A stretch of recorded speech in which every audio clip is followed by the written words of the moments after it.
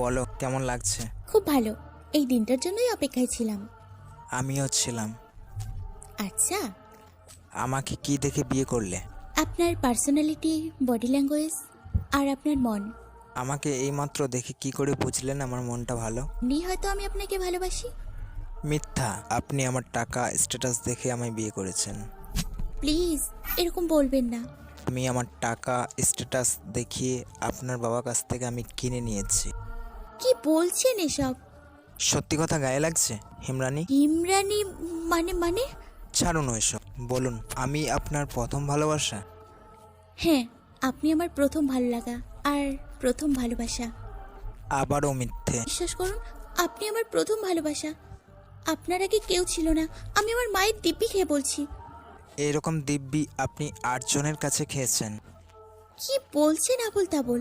আচ্ছা, আমি যদি আপনার প্রথম ভালোবাসা হই তাহলে রাজু, কিরণ, বাবলু, অয়ন, মানিক, সায়ন, রিতেশ আর বিকাশ কে? ধুর, আমি এদের চিনি না। তাই নাকি? তাহলে আমি পরিচয় করিয়ে দিচ্ছি। রাজু হলো আপনার বাড়ির দারোয়ানের ছেলে, আর কিরণ হলো আপনার ছোটবেলার বন্ধু। অয়ন আর সায়ন হলো আপনার মাস্টার মশাই। বাবলু হলো আপনার স্কুলের বন্ধু। রিতেশ হলো অন্য রাজ্যের ছেলে, আর মানিক হলো কদমতলা স্কুলের প্রাইমারি শিক্ষক, এবং সবশেষে বিকাশ হলো আপনার কলেজের বন্ধু। হ্যাঁ, তো আমি কি ওদের সাথে প্রেম করেছি নাকি যে বদনাম করছেন আমার? আচ্ছা, আপনার মনে পড়ছে না? নিজেকে বাবার হাত থেকে বাঁচাতে আপনি রাজুর নামে মিথ্যে কথা বলেন। পর আপনার বাবা রাজুর বাবাকে বাড়ি থেকে বের করে দেয়। কিরণের সাথে আপনার ছেলেবেলার প্রেম, তাই ওকে কাটাতে আপনার অসুবিধা হয়নি।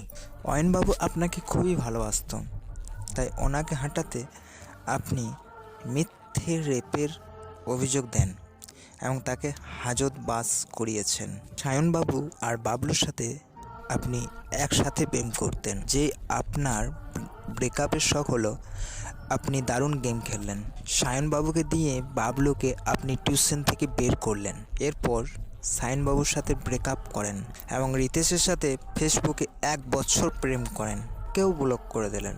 মানিকের সাথে কিছু সময় আগে ফোনে কথা বললেন, এটাও বললেন তোমার চেয়ে আমার স্বামী 8 গুণ বেশি রোজগার করে, তাই আমাকে বিয়ে করলে। তুমি কত নীচ, কত স্বার্থপর! ছি! না, এ হতে পারে না। তুমি কি করে জানলে এত সব? তুমি কি ভাবো তুমি একাই চালাক? তুমি যাদেরকেই ভালোবেসেছ তাদেরকেই ছোবল মেরেছ। তুমি একটা কাল নাগিনী। কাল নাগিনী মানে? মুখ সামলে কথা বলো। আচ্ছা, তুমি কি প্রমাণ করতে চাও? দাঁড়াও, লাস্ট একজনকে তুমি এত সহজে ভুলে যাচ্ছ? আমার হিমরানি। বিকাশকে? আর তুমি আগে বলো, তুমি কে? কলেজের যে ছেলেটা তোমাকে পাগলের মতো ভালোবাসতো এবং নিজের স্বপ্নকে বিসর্জন দিয়ে তোমাকে খুশি রাখতো, একদিন তুমি ওকে ধোঁকা দিলে। ওর পড়াশোনা সব শেষ হয়ে গেল। এইসব সহ্য করতে না পেরে সে বিষ খেয়ে আত্মহত্যা করে। না, এ হতে পারে না। তুমি কে? আমার এত ইতিহাস দুনিয়াতে কেউ জানে না, শুধু তুমি ছাড়া। তুমি এত কিছু জানো কি করে? বলো তুমি কে? আমি সেই বিকাশের দাদা। এ হতে পারে না আমার সাথে, এ হতে পারে না। যেদিন ও বিষ খেয়েছিল, মুখ দিকে ফেনা বেরোচ্ছিল, সেদিন ও আমায় বলেছিল, দাদা একটু হিমাদ্রিকে দেখতে চাই। মরার আগে শুধু শুধু তোমার নাম নিচ্ছিল আর বলছিল তোমাকে দোষ না দিতে, কিন্তু তুমি একবারও দেখতে এলে না। তোমার পায়ে ধরছি, আমায় মাফ করে দাও। বলো, তোমার ক্ষমা কি পারবে আমার ভাইকে ফিরিয়ে দিতে? প্লিজ ক্ষমা করে দাও আমায়, আর কষ্ট দিও না আমায়। তোর আজ কষ্ট হচ্ছে? হারামজাদি, ভাব তাহলে সেদিন আমি কতটা কষ্ট পেয়েছিলাম। প্লিজ চুপ করো, এরকম করো না, আমার জীবনটা নষ্ট করো না। তুমি 8 জনের জীবন নষ্ট করেছো। আজ দেখো মানুষের জীবন নষ্ট হলে কেমন লাগে।